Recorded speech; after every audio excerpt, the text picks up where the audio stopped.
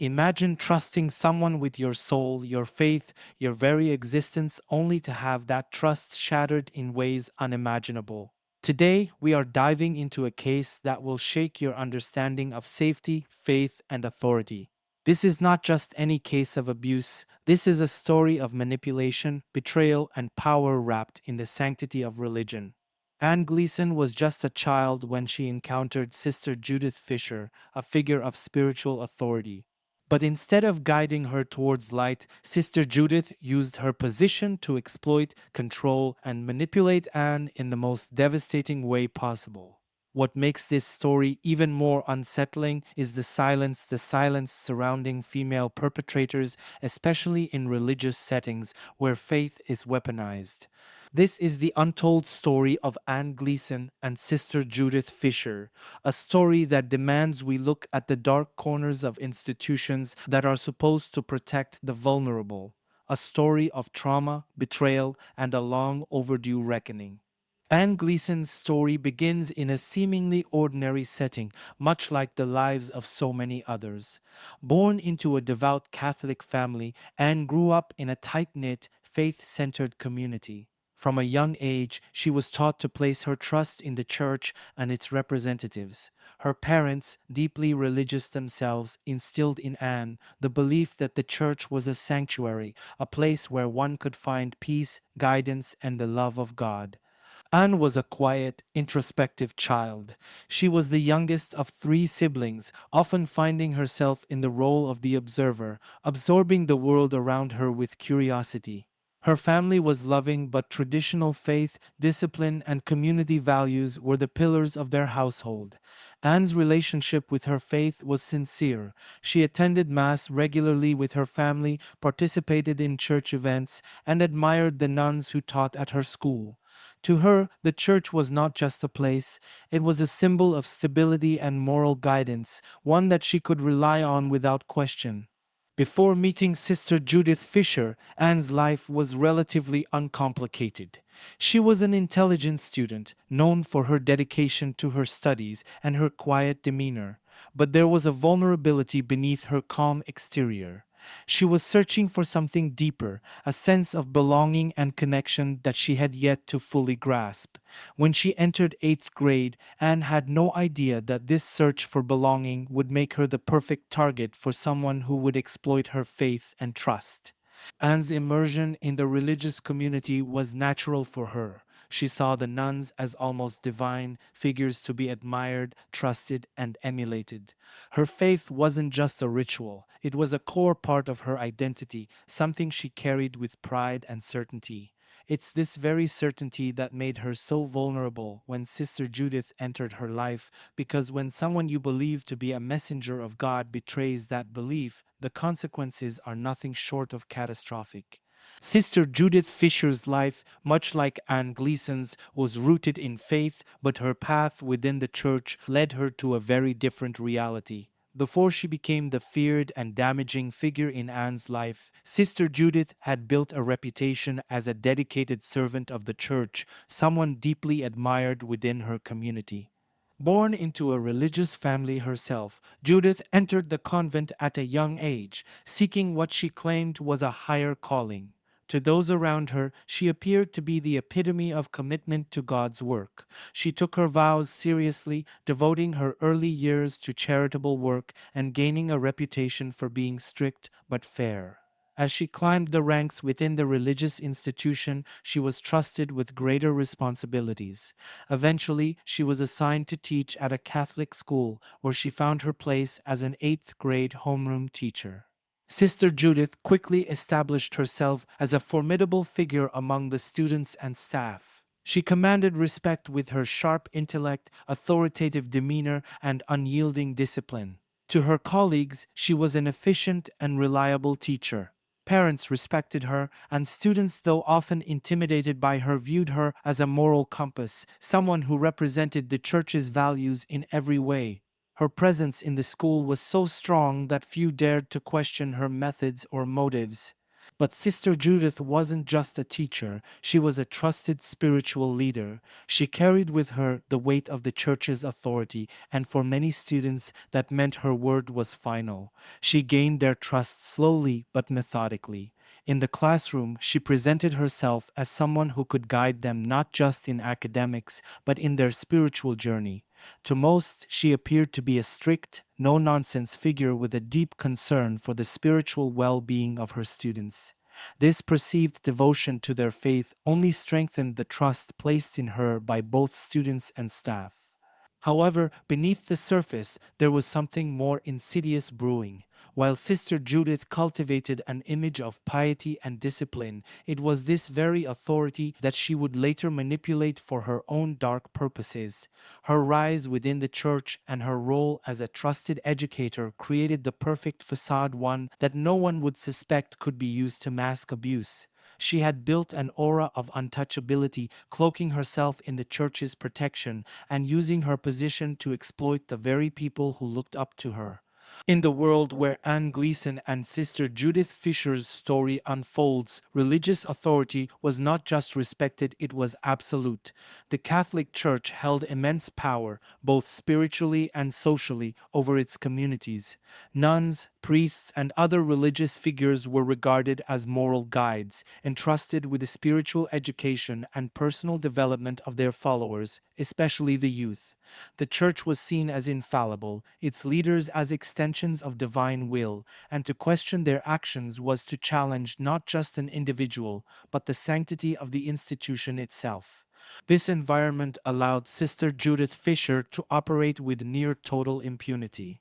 As a nun, she was perceived as someone who had devoted her life to God, making it unthinkable that she could be capable of harm.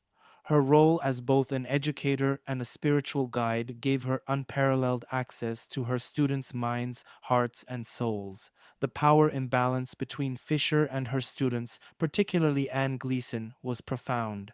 On the surface, Fisher was the figure of authority with the ability to shape the spiritual and moral beliefs of her students. In reality, she wielded her position to manipulate, dominate, and ultimately exploit those in her care. For young Anne, this power dynamic was particularly intense. Like many children raised in religious families, Anne was taught that questioning the actions of religious figures was not only disrespectful but sinful. This belief made her vulnerable to manipulation, as Fisher framed her abuse as an expression of God's love. In doing so, she twisted Anne's trust in the church into a tool of control, using spiritual manipulation to blur the lines between right and wrong. Fisher's abuse was not just physical or emotional. It was spiritual, deeply rooted in the power she held over Anne's beliefs and understanding of faith. In religious institutions, this kind of manipulation is uniquely devastating. Faith is meant to be a source of guidance and comfort, but when wielded by someone with ill intent, it becomes a weapon that can trap victims in silence and shame. For Anne, this meant that her abuser wasn't just another authority figure, she was someone Anne believed was acting on behalf of God. This profound betrayal of trust is what makes cases like Anne's so insidious. The abuse is hidden under the guise of piety, making it nearly impossible for victims to distinguish between their loyalty to their faith and their right to protect themselves. The power dynamic between Fisher and her students, anchored in religious authority, created an environment where abuse could flourish unchecked. Spiritual manipulation, especially in such cases, is a form of psychological warfare where the abuser distorts the victim's understanding of faith to justify their actions. For Anne, this meant living in a constant state of confusion where the very principles she was raised to believe were used against her. Sister Judith Fisher's method of targeting Anne Gleeson was calculated and deliberate, following a pattern of grooming that used religion as both a lure and a shield. Fisher didn't simply abuse her authority in a moment of opportunity, she meticulously cultivated a relationship with Anne, identifying her vulnerabilities and slowly pulling her into a web of control that would be difficult to escape. Anne, like many children in religious settings, was naturally trusting of figures like Sister Judith. Fisher's first tactic was to exploit this trust by singling Anne out, making her feel special in a way that subtly separated her from her peers. Fisher would spend extra time with Anne after class under the guise of providing guidance and mentorship. At first, this attention seemed benign, even supportive, an extension of Fisher's role as a spiritual guide. But as time passed, it became clear that Fisher was isolating Anne, creating a space where she had unchecked influence over her. Fisher's manipulation didn't happen all at once. She played the long game, slowly embedding herself deeper into Anne's life by framing their interactions as a part of Anne's spiritual journey. She would often tell Anne that God had chosen her for something special, subtly twisting religious language to make Anne believe that her relationship with Fisher was divinely ordained. This tactic was particularly effective because it preyed on Anne's faith, her belief that Sister Judith, as a nun, was incapable of doing anything that wasn't in accordance with God's will. As Fisher gained more control, she began to emotionally and spiritually manipulate Anne, making her feel dependent on the connection they shared. Fisher would frequently use phrases like God's love to justify physical contact, grooming Anne to believe that any discomfort she felt was simply part of her spiritual growth. This systematic distortion of faith was crucial in keeping Anne silent, as Fisher positioned herself as both a guide and a gatekeeper to Anne's spiritual development. The early warning signs of this grooming were there, but they went unnoticed by others in the school and church community. Fisher's behavior towards Anne, her consistent attention, her isolating tactics, and her excessive mentorship were brushed off as dedication to a promising student. In a religious setting where nuns and priests were often viewed as beyond reproach, these subtle signs were dismissed or ignored entirely. No one thought to question why Sister Judith spent so much time with Anne, nor did they see the growing psychological hold Fisher had on her. What made Fisher's grooming particularly insidious was that it blended seamlessly with the religious practices of the school. Daily prayers, one on one confessions, and spiritual discussions were all avenues through which Fisher could reinforce her influence without raising suspicion. By the time the abuse began in earnest, Anne was emotionally entangled and spiritually confused, unable to distinguish between her devotion to God and her submission to Fisher.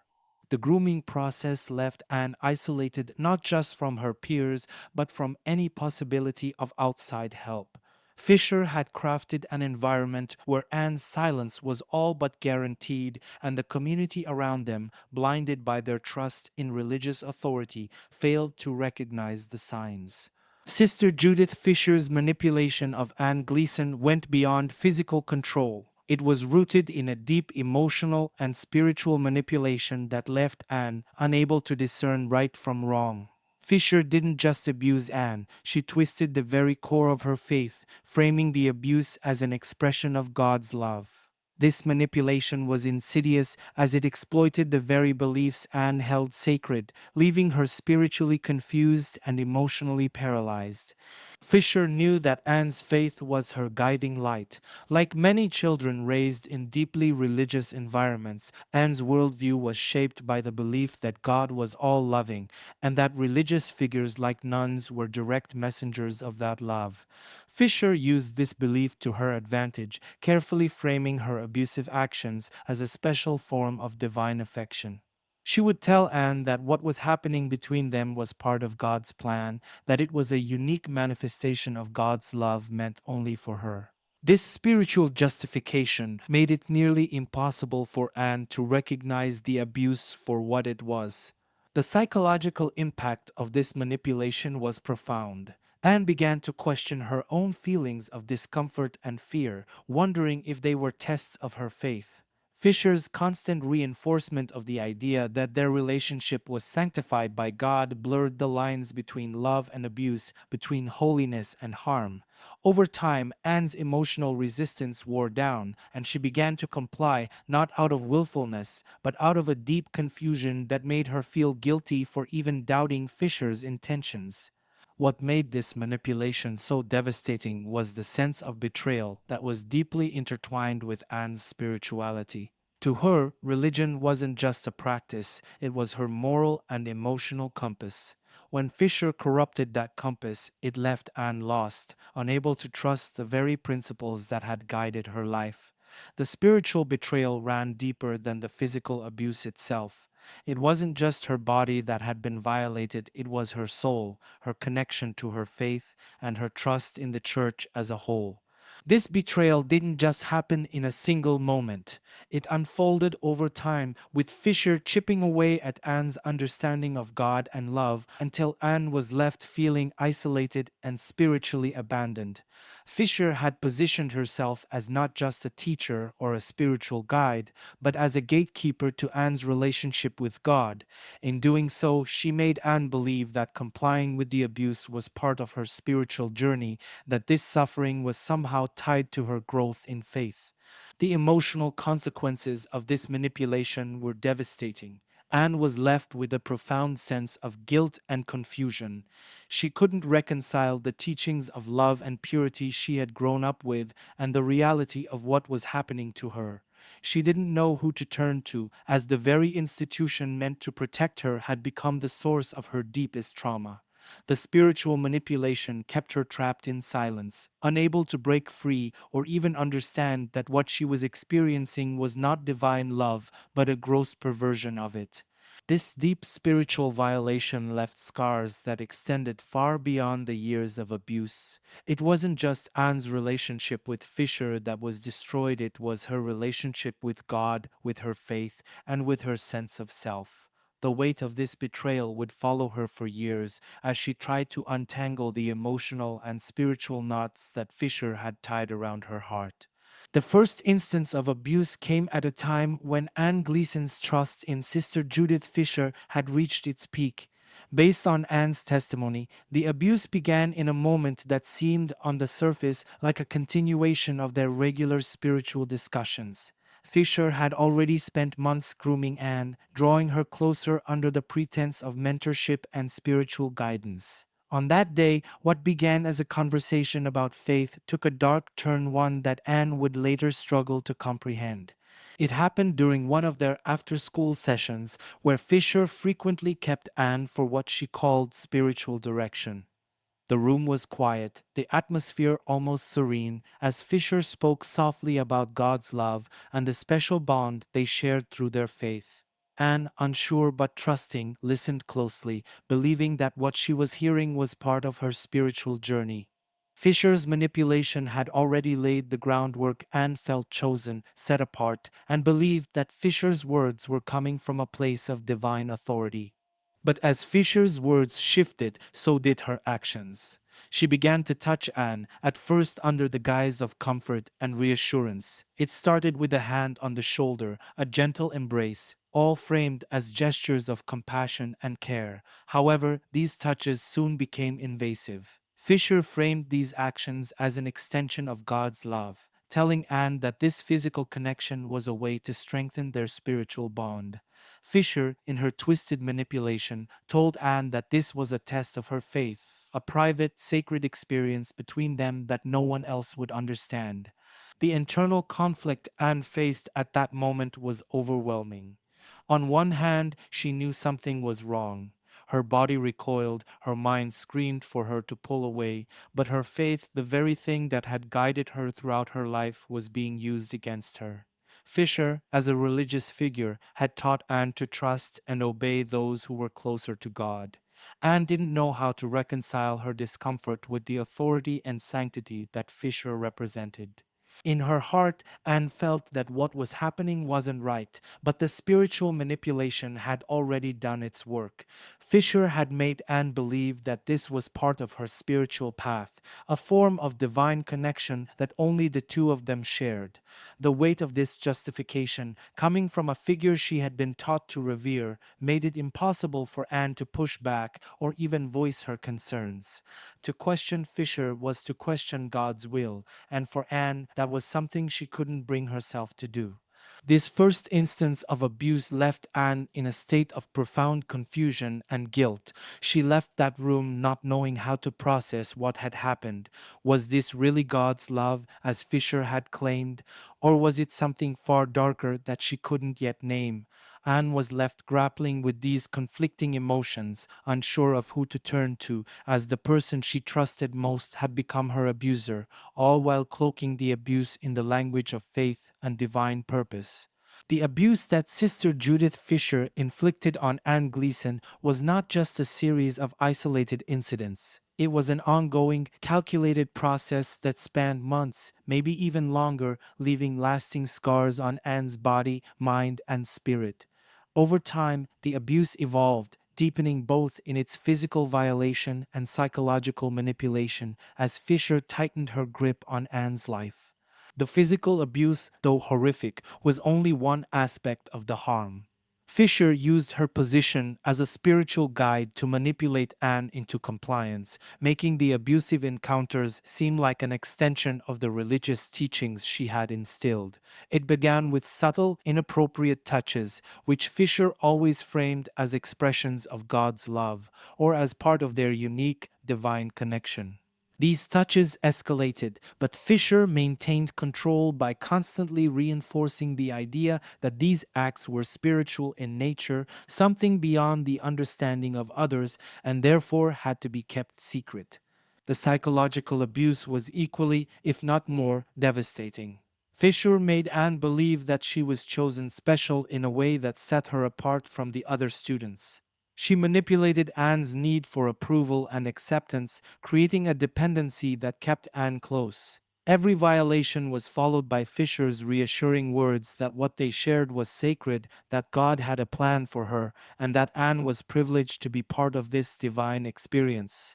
Fisher's spiritual manipulation was so deeply ingrained that Anne's own sense of reality became warped. She couldn't distinguish between her faith and the abuse, between the religious teachings she had held onto her whole life and the twisted version of love that Fisher was forcing upon her. One of Fisher's most effective tactics was her ability to instill fear and guilt, ensuring Anne's silence. Fisher repeatedly reminded Anne that no one else could understand their bond, that revealing what was happening would not only ruin their connection, but would also be a betrayal of God's will. This deeply confused Anne, who believed that disobeying or questioning a religious authority was sinful.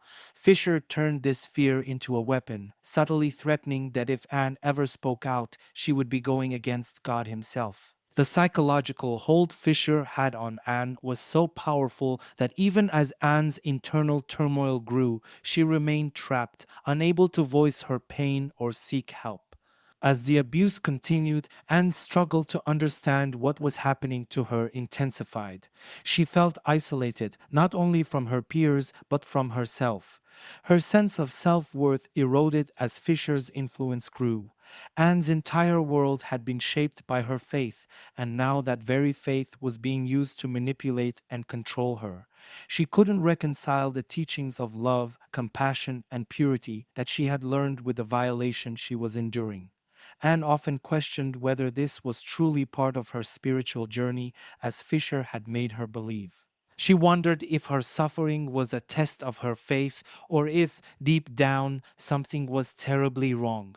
This spiritual confusion created a psychological prison. Every time Anne tried to rationalize what was happening, Fisher was there to reassure her that it was all part of God's plan. Over time, Anne's struggle turned inward. She began to blame herself for her inability to see through the manipulation, for not resisting harder, for not speaking out. But how could she? Fisher had built a fortress of lies, using Anne's faith and innocence against her, ensuring that she was too confused, too scared, and too ashamed to break free.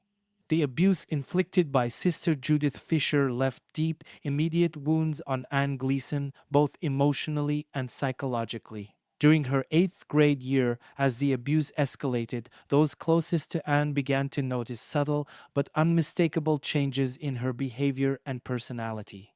The once quiet but engaged student became withdrawn and distant, her bright demeanor fading under the weight of the trauma she was silently enduring.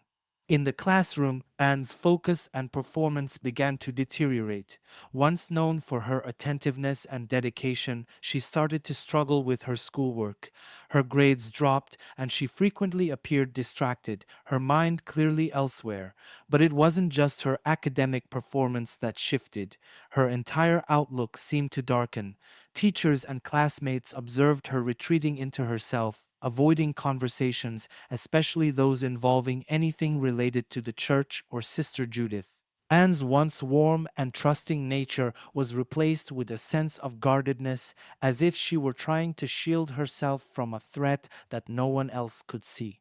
At home, Anne's parents saw similar changes. She no longer seemed as interested in the family's religious practices, often going through the motions during prayers and church services without the enthusiasm she had once shown. Anne became more withdrawn, avoiding family gatherings and preferring to stay alone in her room. Her parents noticed that she no longer spoke about her school life or her teachers with the same excitement she once did, but they had no idea that their daughter was harboring a dark secret, too afraid and too confused to tell them what was really happening. The emotional toll of the abuse manifested in other ways as well. Anne's mood swings became more intense. There were days when she would be uncharacteristically quiet and distant, only to suddenly burst into tears without explanation. Her friends tried to reach out, but Anne had already begun to distance herself from them, believing that no one would understand what she was going through. She started to feel like she didn't belong, that her experiences had set her apart from her peers in ways they could never imagine. This growing sense of isolation compounded the emotional damage, making Anne feel trapped and completely alone. The most devastating aspect of Anne's psychological decline was the overwhelming sense of guilt she carried. Fisher had framed the abuse in such a way that Anne believed she was complicit in the acts. Every time she thought about what was happening, Anne questioned herself: was this her fault? Had she somehow encouraged the abuse? Was she failing in her spiritual duties by feeling uncomfortable or conflicted? Fisher's manipulation had twisted Anne's perception of herself, making her feel ashamed of her own emotions and instincts. The religious framing of the abuse only deepened this guilt. Anne had been taught her whole life that questioning religious authority was wrong, and now, even in the face of her own suffering, she couldn't shake the belief that she would be betraying her faith by speaking out. This left her in an agonizing state of confusion, where the love and trust she had placed in her faith were weaponized against her. The shame she felt, combined with her spiritual confusion, made her retreat further into herself, creating an emotional barrier between her and the world around her. By the end of her eighth grade year, Anne was a shadow of the person she had once been. The abuse had eroded her sense of self, leaving her isolated, guilt ridden, and emotionally broken. Those around her saw the changes but couldn't understand the cause. Anne, too afraid to speak, carried the weight of the abuse in silence, unaware that the emotional scars would continue to haunt her long after the physical abuse had ended. While Anne Gleeson was spiraling into a world of confusion, guilt, and isolation, Sister Judith Fisher continued to thrive within the church, her reputation as a respected authority figure remaining unscathed. Fisher's dual identity, benevolent spiritual guide to the outside world and predator behind closed doors, allowed her to carry out her abuse undetected. As the abuse persisted, Fisher's influence within the church not only remained intact, but in some ways strengthened. The trust placed in her by both her colleagues and the church leadership served as a protective shield, ensuring that any suspicions about her conduct would be dismissed, if not outright ignored. Fisher's outward image was that of a deeply devoted nun committed to the spiritual and academic development of her students. Her religious fervor was admired by those in the church community, and her strict, no nonsense approach to teaching was seen as a mark of discipline, not cruelty. Parents respected her, colleagues praised her dedication, and students, most of them unaware of what was happening to Anne, continued to view her as a figure of moral authority. Fisher's seamless integration into the fabric of the religious institution meant that any potential red flags went unnoticed or were easily explained away. Even as Anne's behavior changed and she became more withdrawn and distant, no one connected her distress to Sister Judith. The idea that a nun, especially one so well regarded, could be capable of such abuse was unthinkable. Church leadership, who were supposed to be vigilant in protecting the children under their care, either missed the signs or chose not to see them. It's difficult to say whether the leadership was genuinely oblivious or willfully ignorant, but what's certain is that no serious questions were asked. Fisher's reputation was her armor, and the deference shown to religious figures at the time created an environment where abuse could thrive in silence. This oversight wasn't just a failure in Anne's case, it reflects a broader issue within religious institutions when it comes to recognizing female perpetrators of abuse.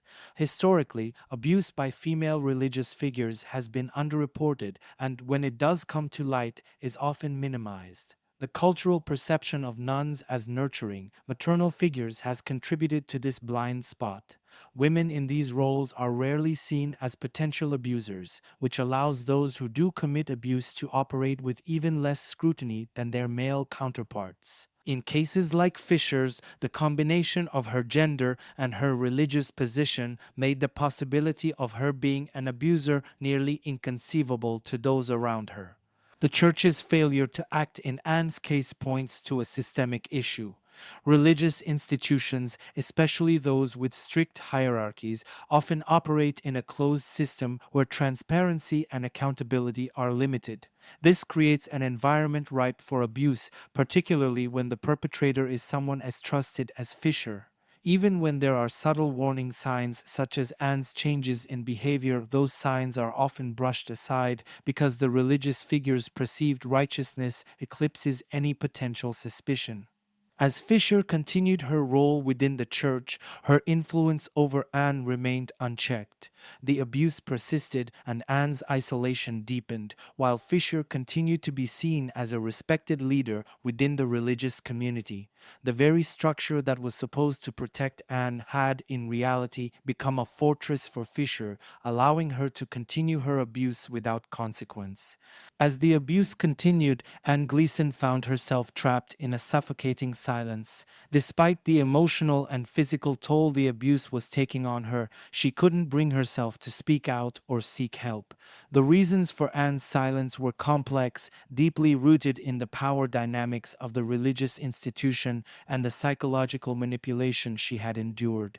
At the heart of her silence was an overwhelming internal struggle, one that fused fear, shame, and guilt, all fueled by the authority Sister Judith Fisher held over her. One of the most significant barriers to Anne speaking out was her fear of not being believed. Sister Judith Fisher wasn't just a teacher, she was a nun, someone revered within both the school and the broader religious community. Fisher's position granted her an almost untouchable status, where the idea of accusing her of wrongdoing seemed unthinkable. Anne knew that if she dared to speak out, she would be going up against not just an individual, but the entire structure of the church, which was deeply respected by her family, friends, and everyone around her. The fear of disbelief was amplified by the power of religious authority figures. Anne had been taught her whole life that nuns and priests were God's representatives on earth, individuals to be obeyed without question. In Anne's mind, accusing someone like Fisher wasn't just disobeying a teacher, it was challenging a spiritual leader, someone who held power not just in the classroom, but in her relationship with God. This immense power imbalance made it nearly impossible for Anne to imagine that anyone would believe her over someone so deeply entrenched in the church. But fear was not the only factor keeping Anne silent. Guilt and shame played a profound role in her internal struggle. Fisher had expertly manipulated Anne into believing that she was complicit in the abuse, that somehow her involvement in these acts was her fault. Anne carried the weight of this guilt, believing that if she had just been a better student, a better Catholic, a better person, maybe none of this would have happened. Fisher had framed the abuse as part of Anne's spiritual journey, twisting the idea of God's love into a form of psychological control. As a result, Anne felt ashamed not just of what was happening, but of her inability to reconcile her faith with her instincts that something was terribly wrong. The shame Anne felt was overwhelming. She couldn't bear the thought of her family or friends finding out what was happening. In her mind, revealing the abuse would mean revealing her own perceived failure. She believed that if anyone knew the truth, they wouldn't understand, and worse, they might blame her for not resisting or speaking out sooner. The religious framing of the abuse added another layer to this shame, as Anne felt that questioning Sister Judith's actions would be equivalent to questioning God's will. This sense of spiritual betrayal compounded her isolation, making it even harder for her to break her silence. Anne's silence wasn't born of a lack of courage, it was the product of a calculated, sustained manipulation by someone who held immense power over her life. Fisher had not only abused Anne physically and emotionally, but had also weaponized Anne's faith, leaving her with no safe way to speak out. Every time Anne considered telling someone, the fear, guilt, and shame would rise up, drowning out her voice. And so she remained silent, carrying the burden of the abuse alone, trapped in a world where speaking the truth felt impossible. As Anne Gleeson grew older, the effects of the abuse did not fade with time, they deepened, embedding themselves into every aspect of her life. The scars left by Sister Judith Fisher's manipulation and abuse followed Anne into adulthood, manifesting in ways that would shape her emotional, psychological, and spiritual world for years to come. The trauma was not something Anne could simply leave behind, and it haunted her long after she had physically escaped the environment in which the abuse occurred. One of the most immediate and lasting impacts of the abuse was on Anne's mental health.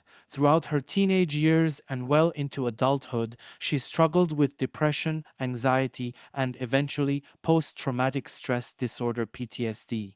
The emotional burden of what she had endured weighed heavily on her, often pushing her into dark periods where the world felt suffocating and unmanageable. The memories of the abuse would return unbidden, triggered by seemingly innocuous events, passing a church, hearing a sermon, or even hearing someone refer to God's love. These flashbacks left her emotionally paralyzed, her mind trapped in the past even as she tried to move forward. Anne's depression was compounded by a persistent sense of shame and self blame.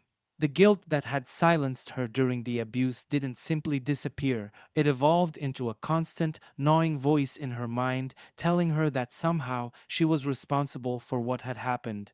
This internalized shame made it difficult for Anne to connect with others. She became more withdrawn, finding it hard to trust people, even those who meant her no harm. Her anxiety, always lurking beneath the surface, made everyday interactions feel overwhelming. The simplest of social engagements could send her spiraling into panic, unsure of how to reconcile the person she was becoming with the person she had been. As time went on, Anne was diagnosed with PTSD, a disorder that had become a constant shadow in her life. Nightmares haunted her sleep, often involving twisted versions of Sister Judith or her childhood faith. These nightmares would leave her waking in a state of fear, reliving the trauma that she had never truly escaped. Her PTSD also caused dissociation moments where she would feel detached from her own body, as though the world around her wasn't real, a coping mechanism her mind had developed to protect her from the emotional overload. Anne's relationship with her faith, once the foundation of her life, had become deeply fractured. The very institution that had once offered her comfort and a sense of belonging had now become a symbol of betrayal and pain. Anne found it impossible to attend church or engage with her faith in the same way she had before.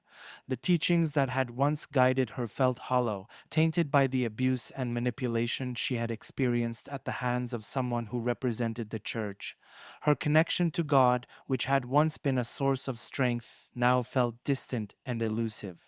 This strained relationship with her faith also created a rift between Anne and her community. Many of the people she had grown up with were still deeply involved in the church, and Anne couldn't bring herself to be a part of that world anymore. Every service, every prayer, every mention of religious figures reminded her of what she had been through. Yet she struggled with how to articulate these feelings to others, fearful of being misunderstood or judged.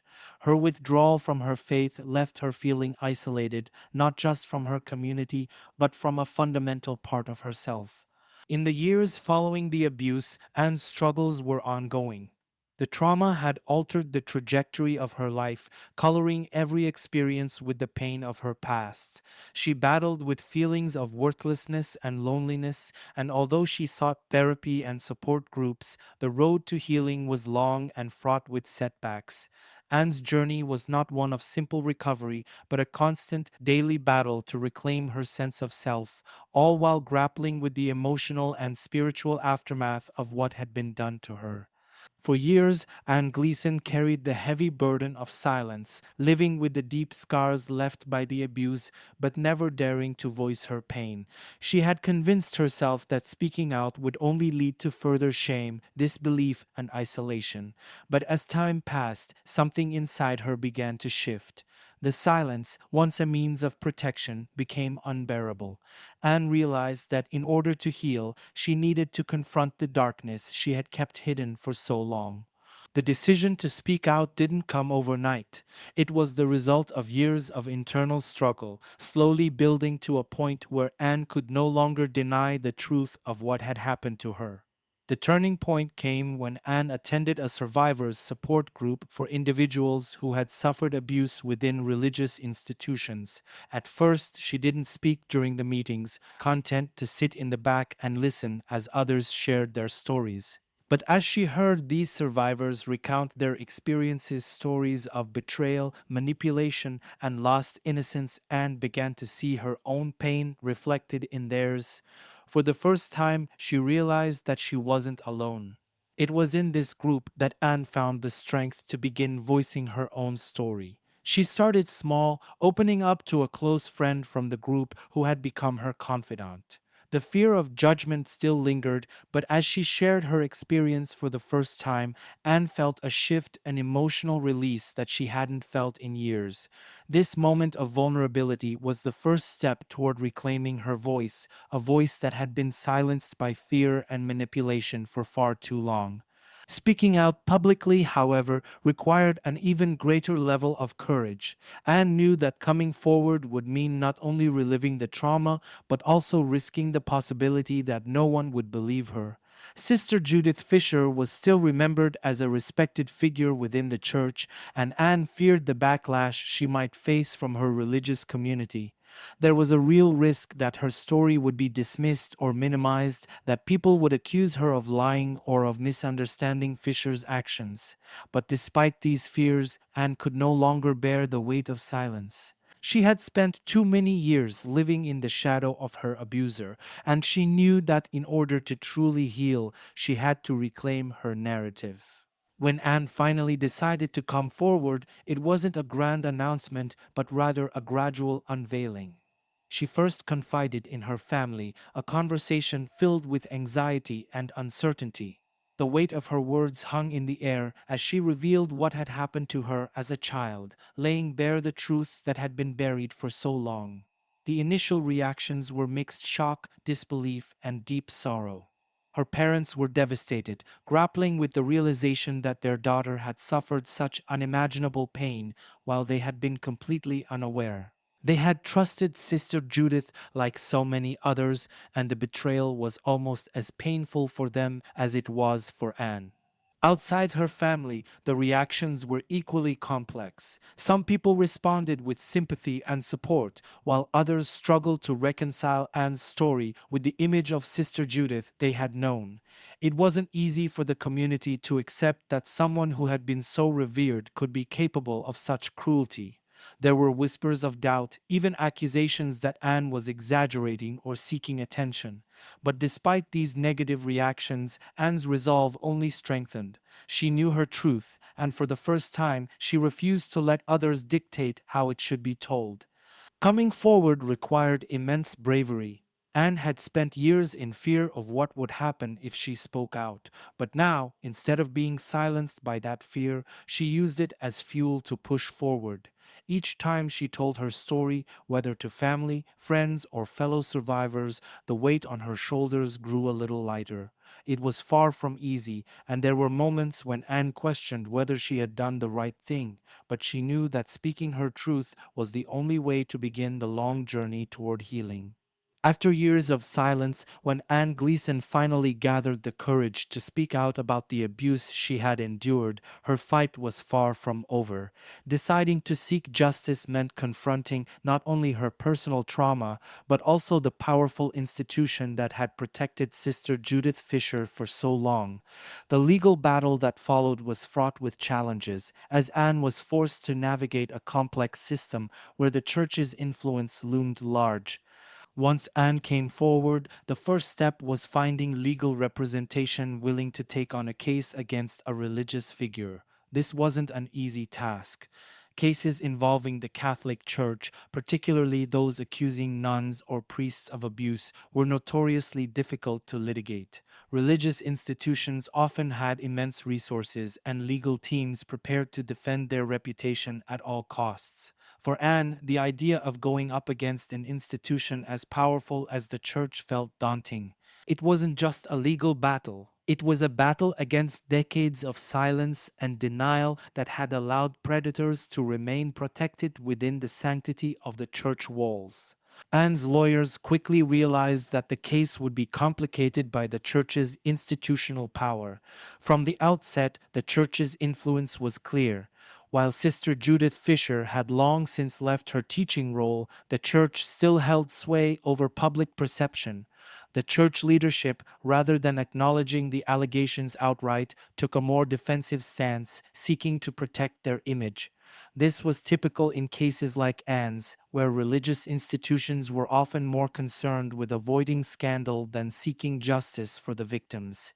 In the early stages of the legal process, Anne faced considerable resistance. The church's lawyers worked diligently to cast doubt on her claims, suggesting that her memories of the abuse were distorted or exaggerated.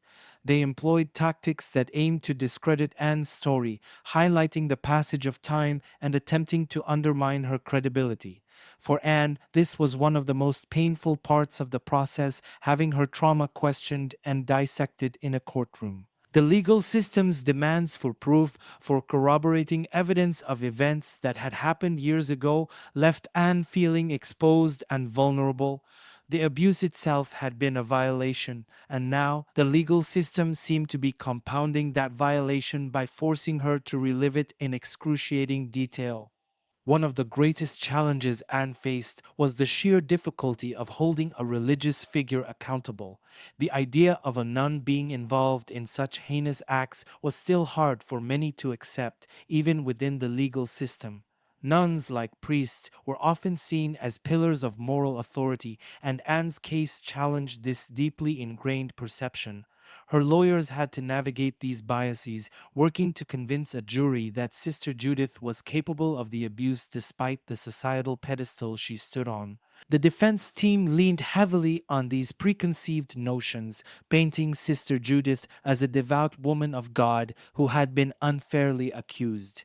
The church's influence extended beyond just the legal arguments, it affected the entire atmosphere of the case. Community members, some of whom were still deeply loyal to the church, expressed skepticism about Anne's claims. The public, in many ways, viewed this as a case that threatened the reputation of the church as a whole, not just the actions of one individual. For Anne, it felt like she wasn't just up against Sister Judith Fisher, she was up against a centuries old institution that had the power to shape the narrative and silence victims. Despite these obstacles, Anne pressed forward.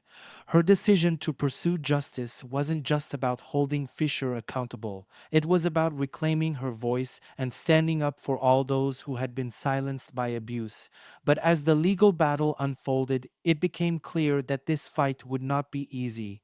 The church's influence, the societal reluctance to see female religious figures as abusers, and the legal system's slow and often indifferent response to cases of historical abuse all conspired to make Anne's path to justice a long and arduous one.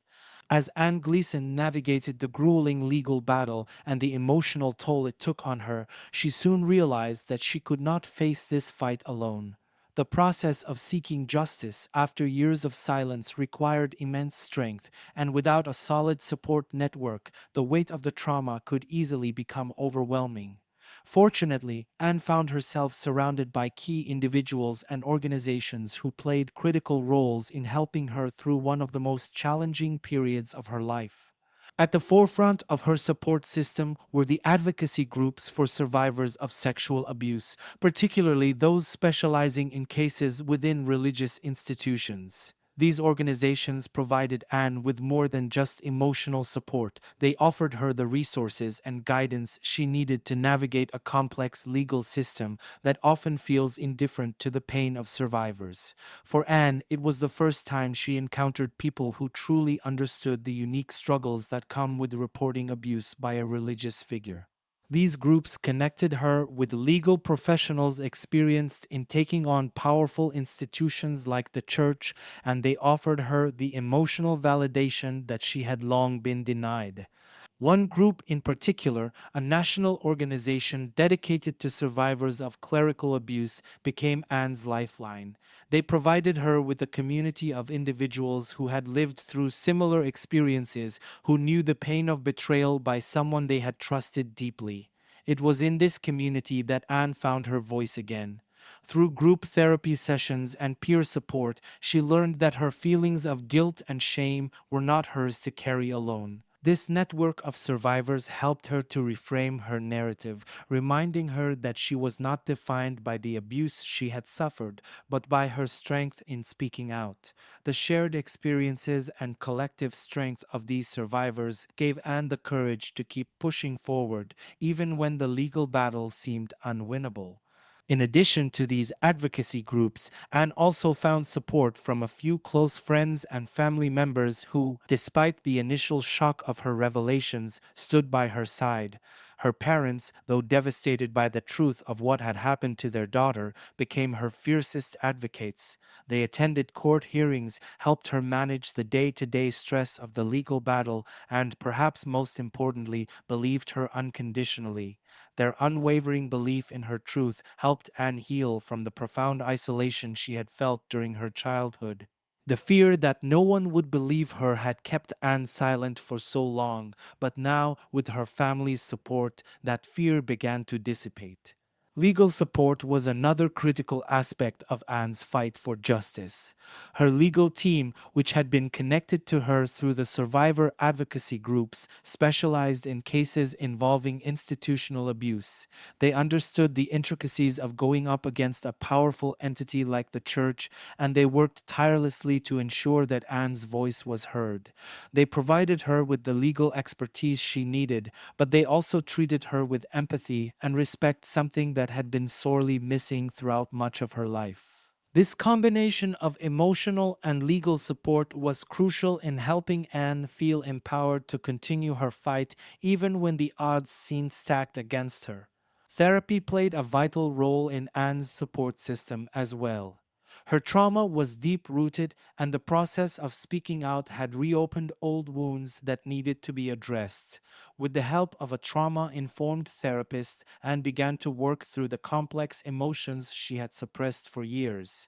Therapy helped her reclaim her sense of self and gave her the tools to manage the anxiety, depression, and PTSD that had plagued her for so long. It was a slow and often painful process, but it was through therapy that Anne started to piece together a new version of herself, one that was no longer defined by the abuse but by her resilience. The support systems that surrounded Anne during this time were not just helpful, they were essential. Without the emotional validation, legal guidance, and therapeutic care she received, the legal battle might have broken her. But with this network of support, Anne found the strength to keep fighting, not just for justice, but for her own healing. These people and organizations became the foundation upon which Anne began to rebuild her life, and their unwavering support reminded her, time and again, that she was not alone in her journey. When the accusations against Sister Judith Fisher finally came to light, her response was swift but carefully calculated. Fisher, who had once wielded immense power within the church and religious community, found herself at the center of a scandal that threatened to unravel the carefully crafted image she had maintained for decades. Faced with the allegations, Fisher chose to deny them outright, presenting herself as a victim of false accusations rather than as a predator who had manipulated and abused a young girl under the guise of religious authority. Fisher's initial response to the accusations was one of shock and indignation. She maintained that the allegations were completely unfounded, framing the claims as the product of distorted memories and misunderstandings. In a prepared statement released through her legal team, Fisher claimed that she had always acted in the best interests of her students and that the accusations against her were not only false but malicious. She portrayed herself as a devout servant of God, caught in the crosshairs of an unfair and baseless attack on her character. Her defense strategy was to lean heavily on the narrative that she was being unfairly targeted due to her role as a religious figure. The church's initial reaction mirrored Fisher's denial. Religious institutions, particularly the Catholic Church, have long been known to close ranks when accusations of abuse surface, and this case was no different. When the allegations against Fisher were first made public, the church leadership responded with a mix of caution and skepticism. Publicly, they expressed concern over the seriousness of the claims but stopped short of taking any meaningful action against Fisher. Behind closed doors, it was clear that the church was more focused on protecting its reputation than seeking the truth. The church released a carefully worded statement noting that the allegations were under investigation but also emphasizing Fisher's long standing service to the community. This subtle defense of Fisher signaled to many that the church was not fully committed to uncovering the truth, but was instead trying to minimize the fallout. The religious community was equally divided. Some parishioners couldn't believe that a woman who had dedicated her life to the church could be capable of such acts. They rallied around Fisher, expressing disbelief that someone so revered could have committed the crimes she was accused of. For them, the idea of a nun as an abuser was unthinkable, and they clung to the belief that Anne's accusations were either exaggerated or outright fabricated. However, there were others within the community who were less willing to dismiss Anne's story. Some were quietly horrified at the possibility that abuse could have been occurring in their midst for so long, hidden behind the sacred walls of the church. These individuals called for a thorough investigation, though their voices were often drowned out by the more vocal supporters of Fisher, who refused to entertain the notion that she could be guilty. The church's reluctance to act decisively in the face of these conflicting reactions only added to the sense of division. Legally, Fisher's defense team constructed their argument around the lack of physical evidence, relying on the fact that many years had passed since the abuse had taken place. They questioned Anne's credibility, suggesting that her memories had been distorted by time and trauma, a tactic commonly used in cases involving historical abuse. Fisher's legal team also focused on her spotless record within the church and her reputation as a devout nun, painting her as someone who had dedicated her life to serving others. The defense sought to portray Anne as confused, even misled by the so called anti church sentiment that had grown in the wake of other high profile abuse scandals within the Catholic Church. Fisher, in her few public appearances, remained composed, maintaining an air of innocence. She continued to deny all allegations, expressing her deep sorrow that such accusations had arisen, but consistently reiterating that she had done nothing wrong. To the public, her demeanor was one of calm detachment, and she avoided speaking directly to the media, allowing her lawyers to handle most of the public relations. Throughout the legal proceedings, Fisher held fast to her defense, refusing to admit any wrongdoing and relying on her religious standing and reputation to bolster her case. The church, meanwhile, maintained a delicate balance between supporting Fisher and distancing itself from her, a strategy designed to protect its image regardless of the outcome. Publicly, they continued to call for patience and understanding, but internally, the pressure to avoid a scandal was growing. Fisher's defense was ultimately a reflection of the church's broader strategy: deny, delay, and deflect in the hopes that the storm would pass with minimal damage to the institution's reputation. When the Anne Gleeson case first broke into the public eye, it ignited a storm of shock and disbelief. The mere idea that a nun, a figure symbolizing devotion, purity, and guidance, could be involved in such a scandal was almost inconceivable to many. Public perception of the case was divided, with some finding it difficult to believe that a woman in a position of such religious authority could have committed such heinous acts. To others, particularly those who had followed the broader wave of abuse cases within the Catholic Church, this case was yet another horrifying reminder of the Church's failings in addressing sexual abuse. The media played a critical role in shaping public perception. Headlines were dominated by the fact that the accused was not only a religious figure, but also a woman, an element that added a layer of complexity and intrigue to the reporting. Female perpetrators, especially nuns, were a rarity in public abuse scandals, and the media seized on this angle.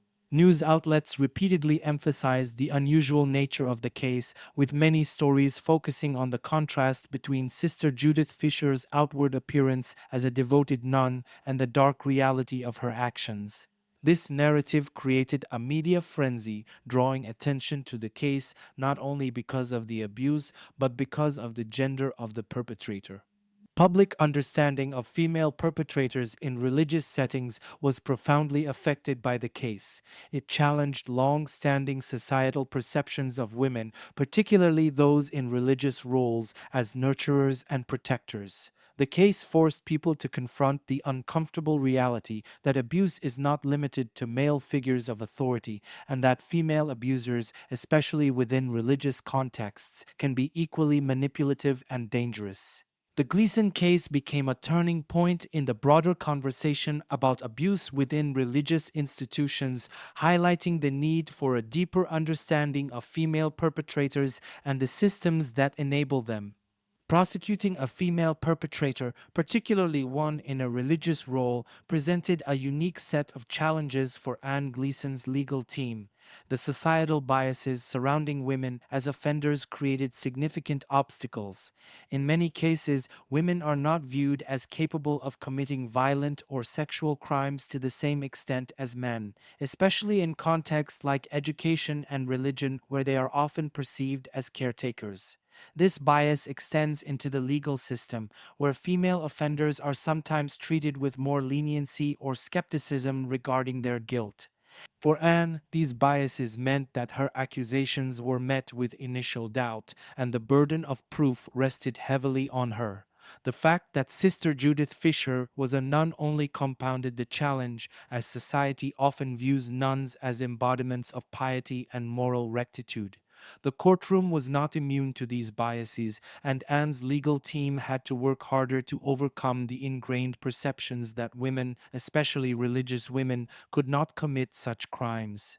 The challenges of prosecuting a female abuser affected Anne's pursuit of justice in numerous ways. The defense team exploited these biases, portraying Sister Judith as a misunderstood and devout figure. This tactic added complexity to the case, as the legal battle wasn't just about proving the abuse, it was also about dismantling the preconceived notions that protected Fisher from suspicion. These challenges slowed the legal process and created additional emotional strain for Anne, who found herself not only fighting for justice but also against deeply ingrained societal attitudes. The role of the church in the case of Sister Judith Fisher cannot be overlooked. From the moment the allegations surfaced, the church found itself in the precarious position of having to address the accusations without tarnishing its already fragile reputation. The initial response from the church was one of caution and denial, as they sought to minimize the potential fallout. Rather than fully support the investigation, the church leadership seemed more concerned with protecting its image, a familiar pattern in abuse cases within religious institutions. There were subtle signs of a cover up as the church worked behind the scenes to downplay the severity of the accusations. Documents and testimonies that could have supported Anne Gleeson's case were initially withheld, and attempts were made to cast doubt on her character. This pattern of obstruction reflected the broader issue of institutional abuse cover ups within the Catholic Church, where protecting the institution often took precedence over seeking justice for victims. As the case gained more media attention, however, the church was forced to adopt a more public stance. They issued statements expressing sympathy for the victim, but stopped short of admitting any responsibility for the actions of Sister Judith Fisher. This cautious approach allowed the church to distance itself from Fisher without fully accepting the systemic issues that had enabled the abuse. The case raised critical questions about accountability within religious institutions and sparked a broader conversation about the church's responsibility to protect its congregation from predators, regardless of their rank or gender. The legal battle against Sister Judith Fisher culminated in a highly anticipated verdict. After months of testimony, emotional revelations, and legal arguments, the court found Fisher guilty of the abuse she had inflicted on Anne Gleeson. The verdict was a victory for Anne, a long overdue acknowledgement of the trauma she had endured in silence for so many years. For her, this was not just a legal victory, it was a personal triumph, a validation of her truth, and a step toward healing. The reaction to the verdict was mixed.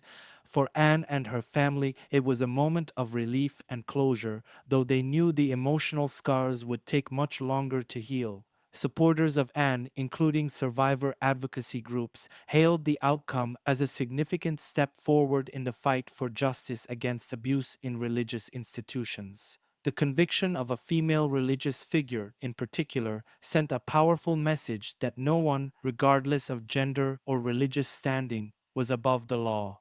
However, there were those within the religious community who struggled to accept the verdict. Some parishioners continued to support Sister Judith, claiming that the trial had been biased against her due to the broader context of abuse scandals within the Catholic Church.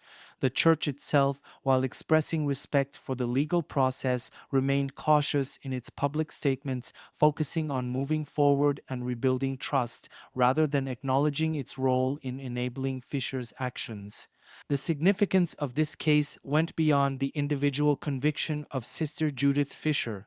It set a legal precedent for prosecuting female perpetrators within religious institutions, a demographic often overlooked in abuse scandals. The case also highlighted the importance of survivor voices in shaping public understanding of abuse and forced religious institutions to reckon with the need for greater transparency and accountability. For Anne, the verdict was the beginning of a new chapter, one where she could begin to heal, knowing that justice had finally been served. After years of emotional and legal struggle, the final legal outcome for Sister Judith Fisher was one of conviction. The court found Fisher guilty on multiple counts of sexual abuse, marking a rare and significant victory against a female perpetrator within a religious institution. For Anne Gleeson, the verdict was a moment of validation, proof that her voice had finally been heard and that justice had been served. The reactions to the verdict were powerful. Anne, though relieved, was also emotionally exhausted. For her, this wasn't just a victory in court, it was a vindication of the years she had spent living in silence and fear. Her family stood by her side, sharing in her relief and recognizing the courage it took for Anne to come forward. The survivor advocacy groups that had supported Anne throughout the trial celebrated the verdict as a landmark moment in the fight for justice within religious institutions. This case was not only about holding Fisher accountable, but also about sending a message that no one, regardless of gender or religious status, is above the law. However, the reaction within the church community remained divided. While some parishioners accepted the outcome and began to reckon with the church's failure to protect its most vulnerable members, others remained loyal to Fisher, convinced that she had been wrongfully accused. The church itself issued a careful statement acknowledging the verdict but avoiding any deep reflection on its own role in enabling the abuse. Nevertheless, the conviction of Sister Judith Fisher set a significant legal precedent, showing that female religious figures could and would be held accountable for their actions. Oh, the legal battle had ended. Anne Gleeson's journey toward healing was far from over. The scars of the abuse remained, manifesting in ways that affected nearly every aspect of her life. The trauma had left deep emotional wounds, and even with the justice she had fought so hard for, Anne struggled with ongoing feelings of shame, guilt, and confusion. The abuse had shaped her identity in ways that were difficult to undo. Anne continued to battle the effects of post traumatic stress disorder, PTSD, depression, and anxiety. Nightmares and flashbacks were frequent reminders of the trauma she had endured, making it difficult for her to fully move on. However, therapy played a crucial role in her healing process. Working with trauma informed therapists, Anne began to slowly unravel the emotional knots that had been tied so tightly during the years of abuse. Therapy helped her understand that the abuse was not her fault, and it gave her the tools to begin reclaiming her sense of self. Support groups also provided Anne with a community of survivors who understood her pain. Being surrounded by others who had lived through similar experiences helped her feel less isolated. These groups became a safe space for Anne to process her emotions and share her story, knowing that she would be met with understanding and compassion. Advocacy became another key element in Anne's life post trial. By speaking out and working alongside survivor organizations, Anne found a sense of purpose in helping others who had faced similar abuse. Her fight for justice had become a fight for change, and though the journey was difficult, it gave her strength. The Anne Gleeson case was far from an isolated incident. It fit into a much larger pattern of sexual abuse within religious institutions, a crisis that has plagued the Catholic Church for decades. While most publicized cases of abuse have focused on male clergy, there has been a growing recognition of abuse perpetrated by female religious figures. Like Anne's case, many of these instances involve female authority figures, often nuns, who use their spiritual power to manipulate and exploit vulnerable individuals. The systemic issues that allow such abuses to occur and remain hidden are deeply rooted in the culture of deference and secrecy within religious institutions. The hierarchical structure of the church often discourages questioning or challenging authority, creating an environment where predators can operate without fear of being caught. Additionally, the church's historic tendency to prioritize its reputation over the welfare of its members has contributed to a long standing culture of silence and cover ups. Anne's case highlighted these systemic issues, particularly the lack of oversight and accountability for female religious figures. Her case became part of the broader conversation about the need for transparency and reform within the church, especially when it comes to handling accusations of abuse. One of the most troubling aspects of the Anne Gleeson case was that it shed light on a largely hidden crisis: female sexual predators, particularly in positions of authority. In cases involving women as abusers, societal and institutional biases often work in the abuser's favor. Female perpetrators are frequently overlooked or minimized because society tends to associate women with nurturing roles, not with violence or exploitation. This underreporting is especially prevalent in cases where the perpetrator is a woman in a religious role, such as a nun. The assumption that nuns are inherently moral and incapable of abuse creates a dangerous blind spot.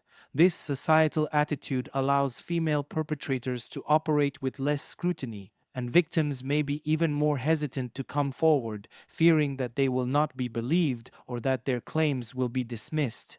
Anne's case forced a reckoning with these attitudes, challenging the assumption that abuse is solely a male problem.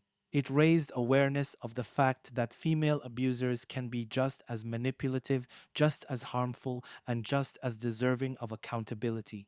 The public awareness of sexual abuse by female religious figures shifted significantly after Anne Gleeson's case came to light. It broke through the long standing silence surrounding female perpetrators in religious settings and encouraged deeper discussions about the nature of authority and abuse. The media coverage of the case, combined with advocacy from survivor groups, helped bring the issue of female sexual predators to the forefront of public consciousness.